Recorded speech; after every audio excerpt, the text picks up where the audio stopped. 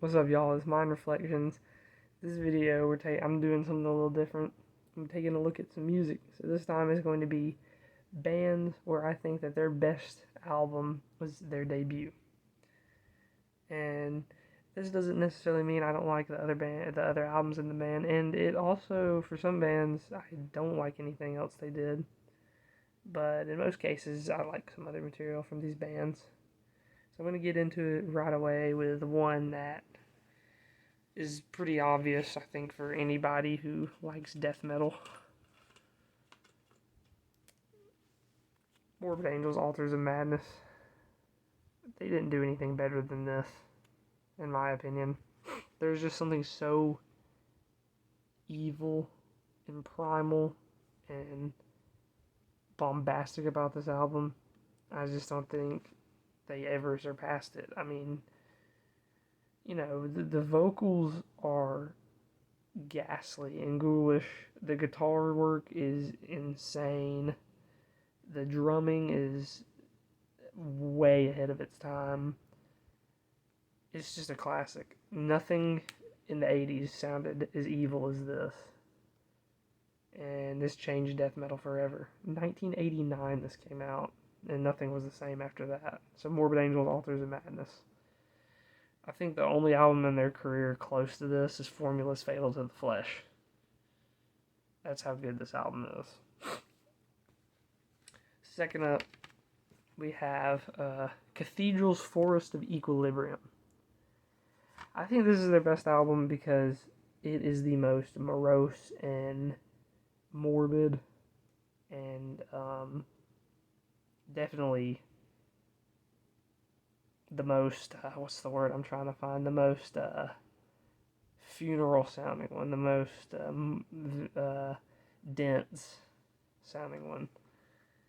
The second album, I can't remember what that album's called right now, is too bouncy, it's too weird, it's the ethereal mirror, the ethereal mirror. It's too strange for me. It lacks atmosphere that this album has. And I think really this is the best thing and really one of the only things worth hearing that they did. The EP that came out after this, the Soul Sacrifice EP, it's pretty good. And really that's where the band falls off for me, is after this album. Desultory, definitely their best album. I don't think you can go wrong with this. It's a very good example of Swedish death metal. Keen sense of melodicism, great vocals, Thomas Skogsberg production. He recorded a lot of classic albums, this being one of them. Maddie Karki from Entombed, Maddie Karki from Dismember does some backing vocals on here. It sounds pretty cool. The Moberg brothers are great. They sound great on here. The drumming is really good. It's very thrash inspired. The guitar solos are incredible. Very emotional guitar solos. Very melodic. Very good songwriting. All these songs will stick in your head. Especially the first three. The first three, that's one of the best. That's some of the best album openers I've ever heard. First three songs, incredible. And then everything after that, just as good. But golly, it's hard to beat those first three songs. Into Eternity, Depression and Tears. It doesn't get much better than this. Great stuff. Van Halen 1. This changed so much about heavy metal, hard rock in the 70s. The guitar work of Eddie Van Halen had never been heard before. Like, the way he played was so different for the time. And pretty much inspired a whole generation, or more, with his guitar playing. Classic album. There's some good hits on here. I mean, Running with the Devil, You Really Got Me, Eruption, of course. Ain't Talking About Love, Jamie's Crying. But there's other songs on here, I don't hear people talk about too much. Like Atomic Punk's really good. Feel Your Love Tonight. Little Dreamer. Ice Cream Man's funny. On Fire is a great album closer. Atomic Punk is probably my favorite song on the whole album. I'm the One is really good. I'm the one you love. It's just great. And they had other stuff I really liked too. Especially Fair Warning. Autopsy's Severed Survival. This is a sick and twisted album. It's deranged. I don't necessarily like it all the way through. I think everything from Charred Remains to Ridden with Disease is really good, and then Pagan Savior and Beyond, I kind of start to fall off a little bit. It kind of starts to bore me. This is their best material. Everything after this, I don't know. I don't think it's that good. Especially their second album. I don't like that at all. I think the ideas on here are really good, but the execution, not necessarily.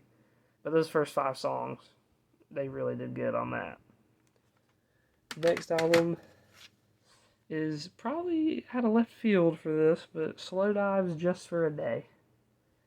You know, everybody loves Souvlaki. I like Souvlaki a lot too, but I just don't feel like it has the same emotional depth as this album. Souvlaki has a lot of, I don't know, more upbeat kind of songs going for it, but I don't know, I just feel like this album is a lot easier to lose yourself in, a lot easier to listen to and just think of what am I doing here in life? Like, what's going on?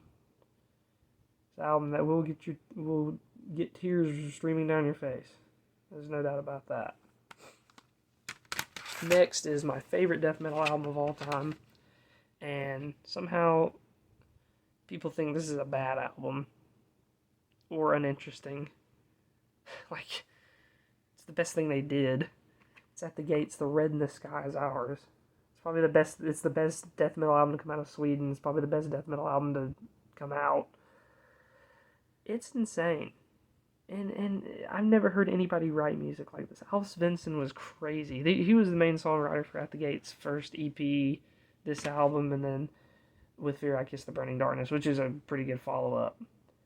This album just has such a insane, chaotic, yet melodic and emotional sound.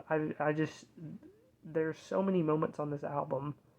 It's just catharsis to my ears. The part in Within, after he says, the city I'll reach. I mean, that riff is incredible. There's just nothing like this. So many melodies that are unconventional and not what you expect from melodic death metal. It's beyond that even. There's more to it than just that. You don't have these friggin' crappy Iron Maiden tier melodic like scaling and all that. It's completely original melodicism. There's a lot of counterpoint going on. It's a lot of I feel like Stravinsky inspired compositions from track 1 to track 10. All of it's classic. The highlights for me, holy, that's hard to pick. I mean, every song to me is a highlight. Through Gardens of Grief, the best song on the album is Within. Neverwhere, Night Comes, Blood Black, City of Screaming Statues. They recorded that for the Gardens of Grief EP, and while I do like that version better, this version's still really good. Claws of Laughter Dead. I don't hear a lot of people talk about that song, but that song's really insane. That's probably the most death metal-y song on the whole album. Neverwhere's got, or the violins on here is one thing that adds a lot to the album. It's tastefully done.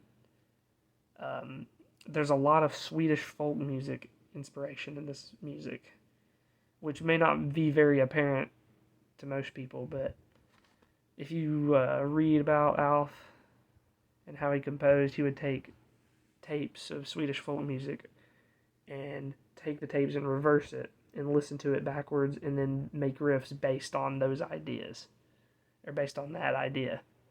So there's nobody else that was doing that, so that's very unique.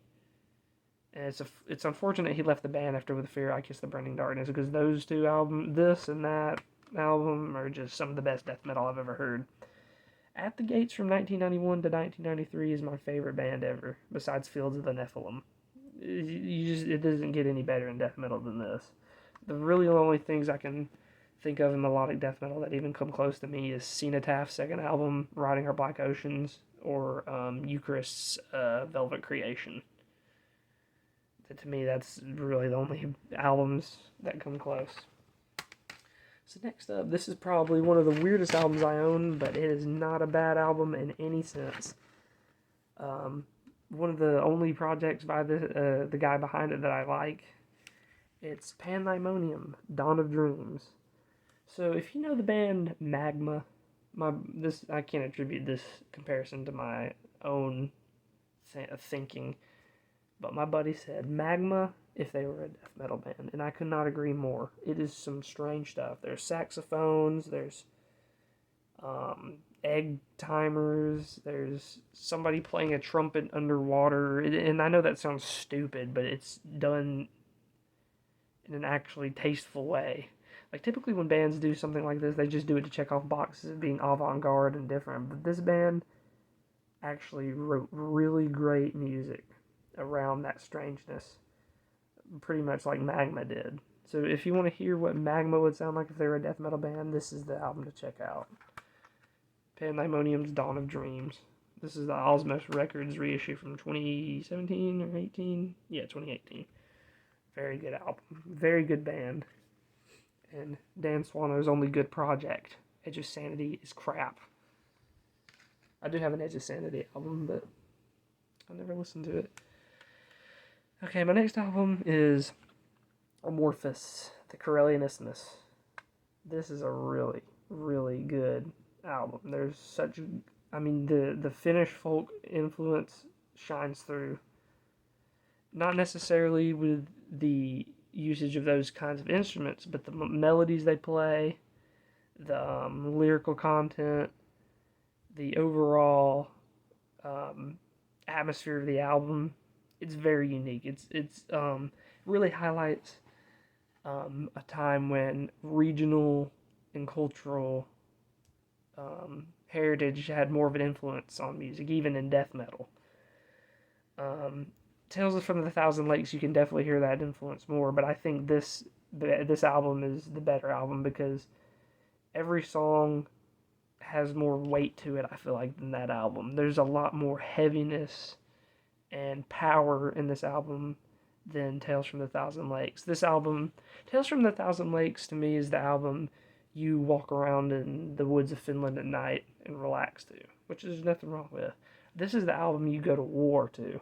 That album cover even gives it away. There's men fighting with swords for the Corellian Isthmus. It's the Russians versus the Finns. It's a great album cover. And then next up, one of the coolest albums I own, not an original, but still hard to get, Sinister's Cross the Styx. Now, I do think that Diabolical Summoning has a better recording sound and is a wonderful follow-up. But I just don't think the songwriting reaches the level of chaos and just balls to the wall, bloody death metal, just flesh-ripping, burning death metal that this is. This is speed, this is intensity, this is, and not wasted speed or intensity. It is all musically for a purpose. It is all used very well. If you want to hear one of the best death metal songs with just great riffs and great intensity, listen to Doomed and this title track, Cross the Styx. Compulsory Resignation. That song's really good. Epic of Denial, Perpetual Damnation. All these songs are classics. Nuclear Blast Records did great at finding some bands. Like this band, like in particular, is one of their best finds. They got a lot of crap, but this was not one of those bands that you would write off. Because, this album in particular, some of the best death metal songwriting I've heard. It's a Dutch band, but they play in the style of American death metal, so it's more akin to bands like Malevolent Creation, but this is even beyond Malevolent Creation, way better than that. And I kind of like Malevolent Creation, too. I have Retribution. That's a pretty good album, but this knocks it out of the water. And next up we have a Swedish band. This is Graves Into the Grave. I have a shirt for this album. This album is very sick and twisted. The solos are chilling, to say the least. Like, every time I hear the solos on here, my hair stands up. This album sounds grimy. It sounds sick. The vocalist sounds like a dead husk. The song titles, Deformed, Obscure Infinity, Extremely Rotten Flesh, Day of Mourning, Inhuman. That's not in order, but that's just some of the standouts. It's a very twisted album in the vein of Swedish death metal. It has that typical Swedish style, but they did a very good job on this album. And then really nothing after this was that good. That album cover is really cool too, if you can see it. And then on to the last stack of the night. Starting off this stack, Cryptopsy's Blasphemy of Aid Flesh. This is an original copy I got. It's pretty cool. I don't think they got any better after this. I don't even think None So Vile is that great. And that might be blasphemy to some people, but I just don't. This album has so much more twisted and sickening atmosphere than None So Vile. None So Vile focuses so much on technicality and these heavy breakdowns. I don't feel like it has the same weight and evil that this album has. Yeah, the lyrics are just as twisted, but does that shine through in the music or the songwriting? I don't think so. This album has just sick solos. The vocals are insane. You can't tell what he's saying at all, but just this mere technique and ability to pull off some of the things he does. I mean, everybody knows about the 30-second long shriek in Open Face Surgery. It's crazy. The solos on Abigor, the solos on Serial Messiah, it's insane. Really good album. It's a 1994 original press I got. And it's got a shiny Cryptopsy logo. Anyway, you can't really see it, but it's a good album. It's not one of the best, but it's definitely better than anything else they did, in my opinion. Next up, one of the rarest CDs in my collection. And it was hard to put this on here because I have Here and After, and that's a great album. So this is Immolation's Dawn of Possession. Holy, probably should have said that. But this is hard to put on here because you have Here and After, Failures for Gods, Close to a World Below. I mean, this is a really consistent band. This is their debut from 1991. They've put out maybe 2 albums that I don't like. Everything other than that has been killer. This probably to me is the best, though. This has got the most conventional death metal structures on it. It's Roadrunner Records' original copy. The vocals by Ross Dolan are brooding, intense, and like demonic. Just insane. Despondent Souls, Dawn of Possession, Those Left Behind. Oh golly, Those Left Behind is immense. Internal Decadence is a good song too. Burial Ground is good. After My Prayers is like, to me, it feels like a follow-up to Those Left Behind. It's a very good song. And then Immolation's most popular song, Into Everlasting Fire, is on here. Everybody knows that one if they've listened to death metal for the most part. But other than that, there's other songs on here that are just as great. The guitar playing of Robert Vigna is very unconventional, but it serves the music so well. He plays with a lot of upstrokes, I think. I don't know, but it sounds like it. And it's really unique. This is before he went bald. Poor guy. But he really had it on this album. Here and After is a great follow-up, too, even though it's 5 years after they had a weird hiatus between recording. Probably because Roadrunner Records were stupid in the day. This is a pretty cool one, too, that I have. October Tides, Rain Without End. So at this point, this was recorded in 1995. Catatonia was on hiatus. So Jonas Renske from Catatonia formed this band so he could do something between the hiatus, which maybe at the time they didn't think it was a hiatus. I think they actually like broke up. I don't know, maybe it was a sabbatical or something they took. But this is really good stuff. This wasn't released until 2 years after it was recorded, though. It was released after Brave Murder Day was recorded. A year after. It was released in 1997. Really good, moody, melodic, slower death metal. Very good. It's not. Well, it has intense moments, but it's not. I would show this to somebody at school. I would, and I have. I've even sang Ephemeral off here at school.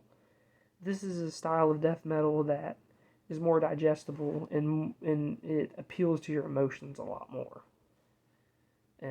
Well, not the emotions of rage, but more the emotions of sadness, longing for a deeper purpose. It's one of those kinds of albums, you know. And I don't think a lot of people understand that this is a style of death metal. It's called death doom. Most people call it, and death doom can be really crushing, or like crushing, intense, and like sick, or it can be like this with lots of melody, lots of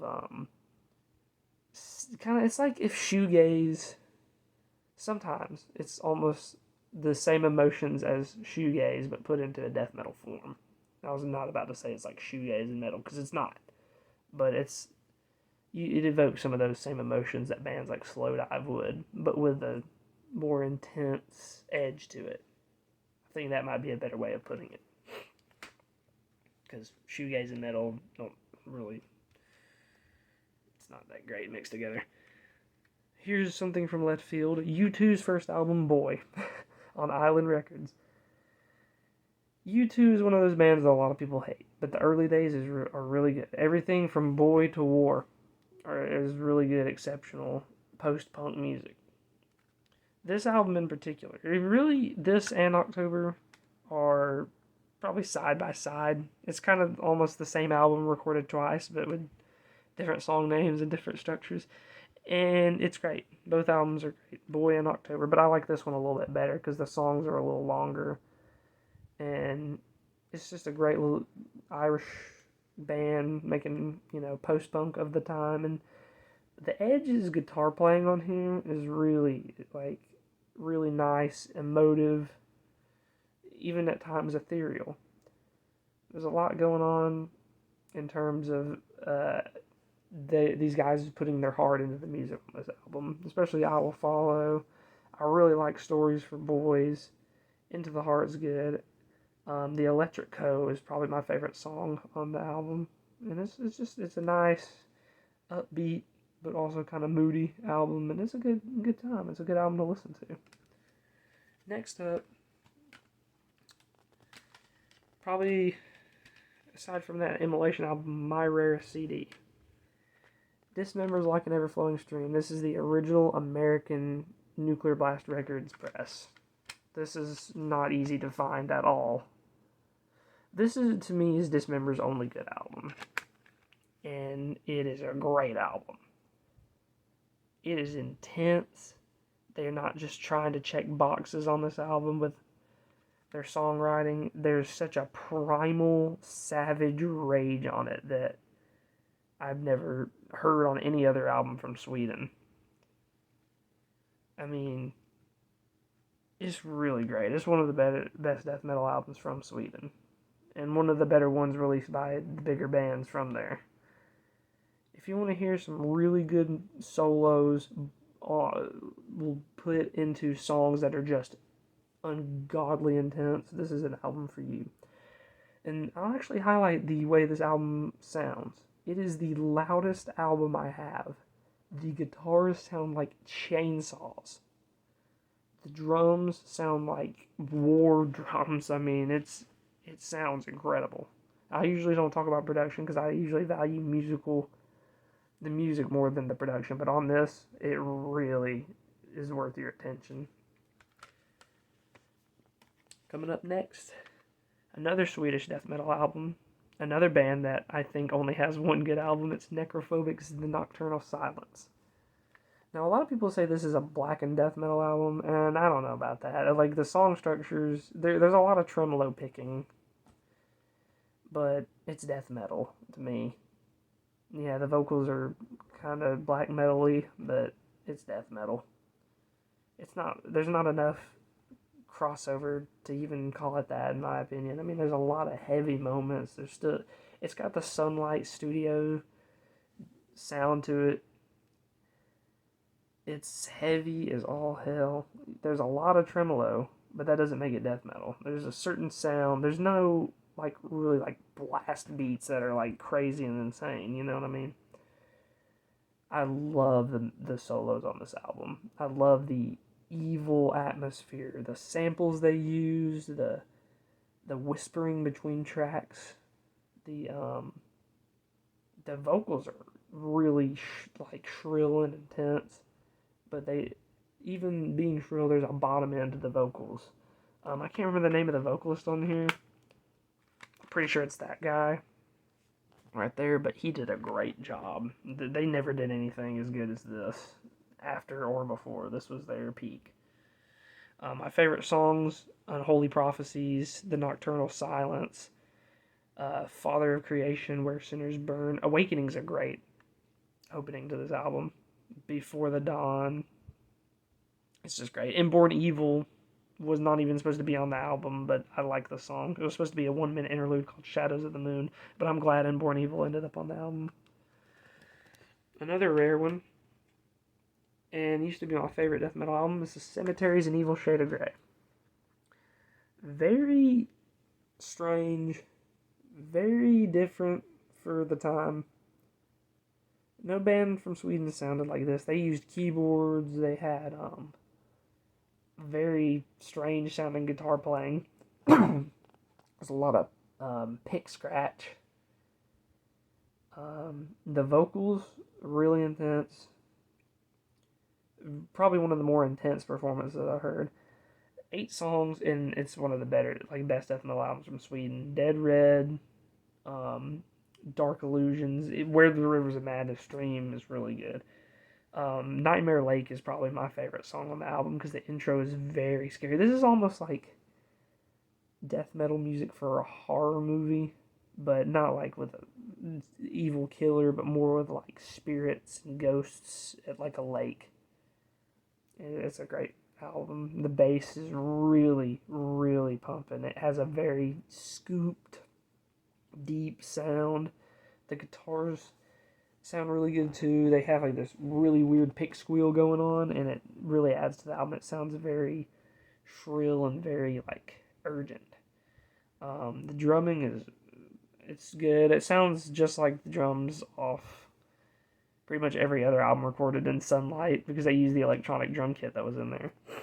But yeah, this is definitely one. If you can ever get a copy of this, you're lucky as all hell because this is a very rare album. Same thing with this.